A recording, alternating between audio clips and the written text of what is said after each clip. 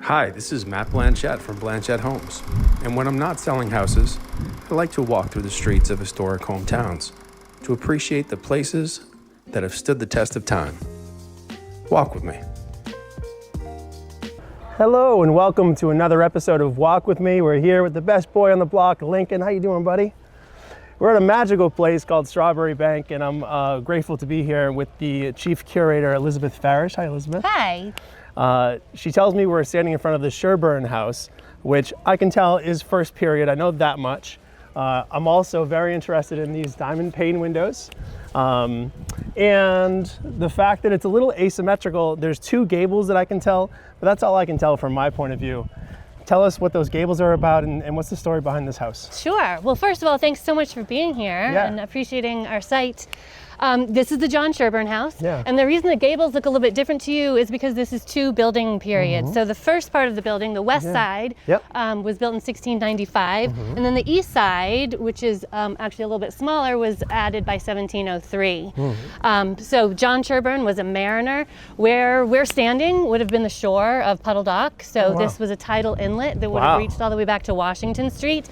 So there would have been a wharf system directly in front of us where gondolas could come in and unload their cargo from, large ships that would come into the harbor. And so the Sherburne family was a wealthy family. You might have noticed the size of this house. This is a pretty good sized building for a first period building. And so it was built as a family home, close access to their business.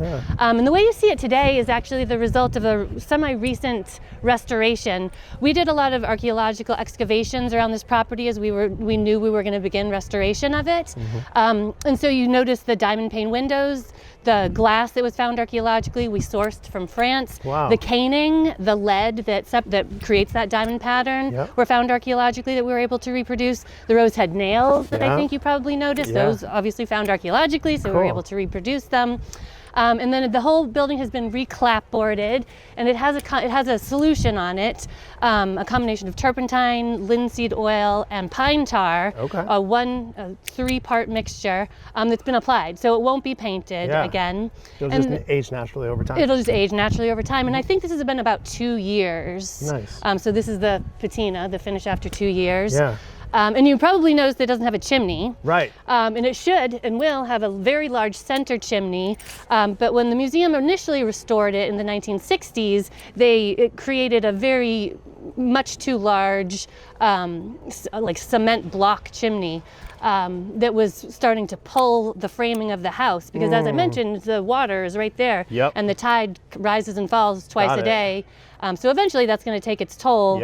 And so we took that down to save the frame of the building, and then we'll reproduce amazing. A more reasonably sized chimney. This really is a magical place, and I understand most of the houses that are in Strawbery Banke, this is the original location, and this is how things were in the first period. We're really blessed to have you. Lincoln is curious to look at all the other houses we have here. Thank you guys for walking with us. We'll see you next time.